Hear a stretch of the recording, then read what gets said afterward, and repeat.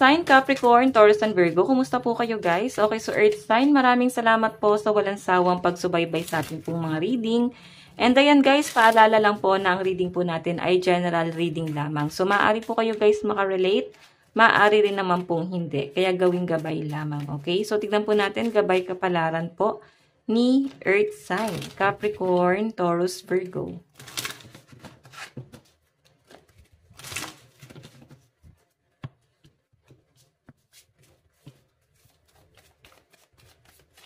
Meron po tayong twin flames, yin-yang, balance, union, duality, coupling, complement each other. So, I think, ayan, para kayo guys, nag-yin-yang ngayon ng person mo, no? Kumbaga, nafe-feel mo na nagkakaroon ngayon ng give and take.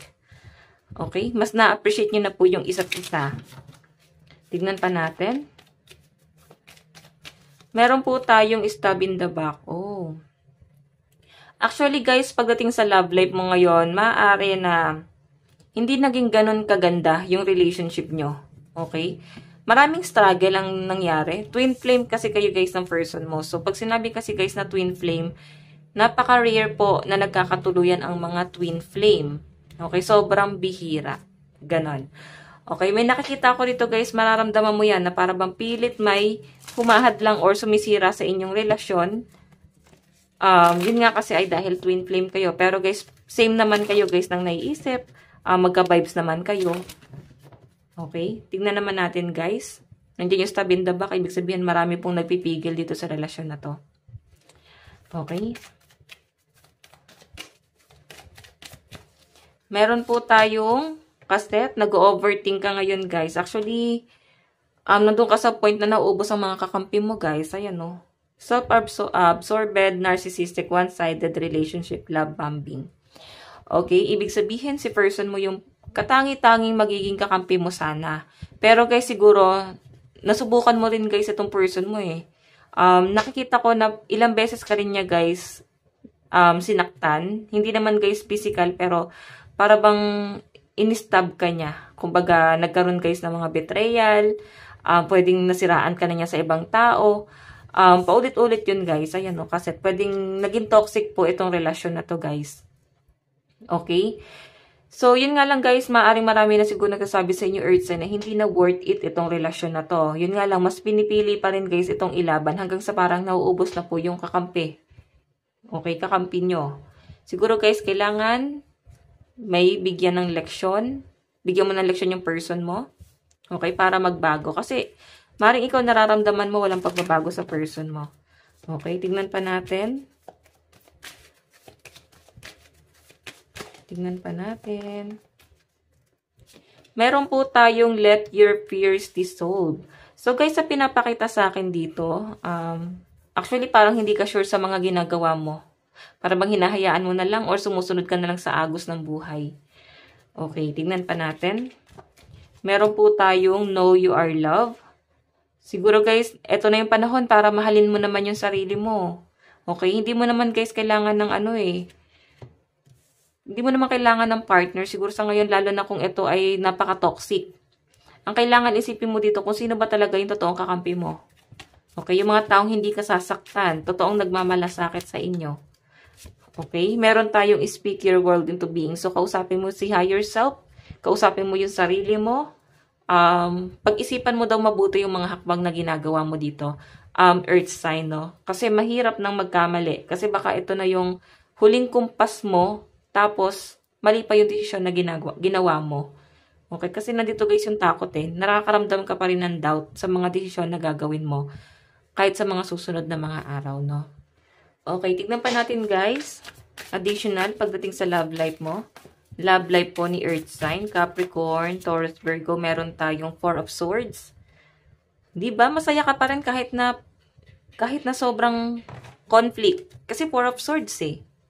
Diba? May conflict dito sa relasyon nyo, pero nandun ka sa point na pinangahawakan mo pa rin yung cup of love.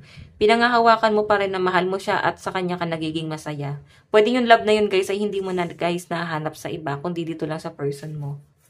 Okay? Tingnan pa natin. Meron tayong 5 of Wands. Okay? May nakikita ko dito guys, mga pagtatalo, maaaring may mga kaguluhang nangyayari. Okay, siguro nagtatalo kayo ng person mo or pwedeng may against po talaga dito sa relasyon na to. Pwedeng family mo or family niya na parang pilit pong hinahadlangan itong relasyon na to. Siguro guys, ito yung kailangan mong pag-isipan.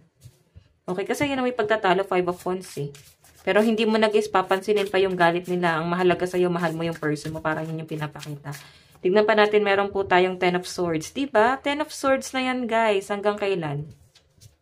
So nakikita ko guys, paulit-ulit po yung senaryo. Okay, pwedeng magkakaayos, tapos magkakahiwalay, para bang never ending yung cycle, no? On and off itong relasyon na to. So, maaaring may pagtatalong mangyayari sa inyo ng person mo, pwedeng kayo itong nagtatalo. Kasi nakakaramdam ka dito ng disappointment. 10 of Swords. Okay, so tignan pa natin. Pagdating sa inyong kaperahan. Pagdating sa inyong kaperahan. Finances and career. Okay. Okay.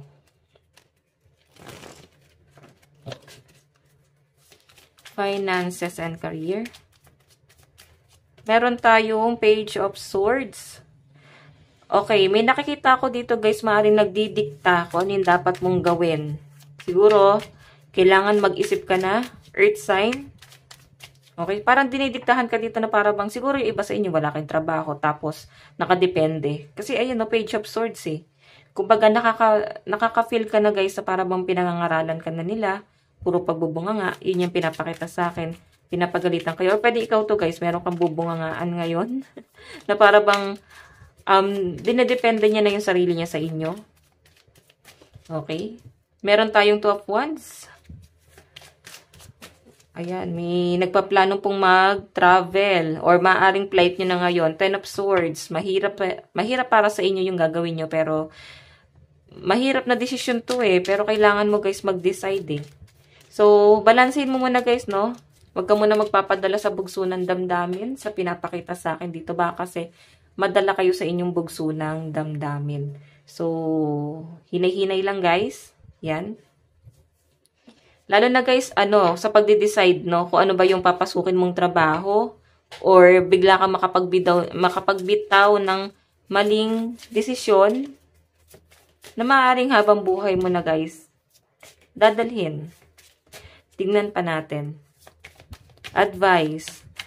Pwedeng ikaw naman to guys. Pwedeng ikaw to na nagmamalasakit. Pwedeng kapamilya mo to na papangaralan mo na napakatigas po talaga ng ulo. Okay? Na para bang lahat guys, ginawa mo na para dito pero mukhang walang direksyon eh. Wala siyang direksyon. Yan. Yung iba naman dito guys, sa pinapakita sa akin, okay, sa pinapakita sa akin, parang pwedeng ikaw yan. So, baligtarin nyo na lang guys yung sitwasyon. Basta merong matigas ang ulo dito na makakadil nyo. Okay? Tignan natin. Advice. Meron tayong mystery. Parang lalayo ka dito para bang magiging palaisipan ka na lang sa kanila. Kumbaga, lalayo ka ng maluwag sa kalooban mo. Wala na silang maririnig pa sa inyo kung ikaw tong lalayo. Okay, lalayo ka na sa gulo. Meron tayong uniqueness. Okay, so sinasabi rito guys, maling katwiran po yung nakikita ko dito eh.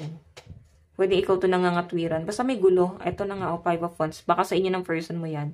Baka may pag-aaway sa inyo, tapos may magde-decide dito na umalis na lang. So guys, ang lucky number mo is 22 and 12. Ito lang naman po ang inyong reading. Hanggang sa muli. God bless and love you all. Thank you.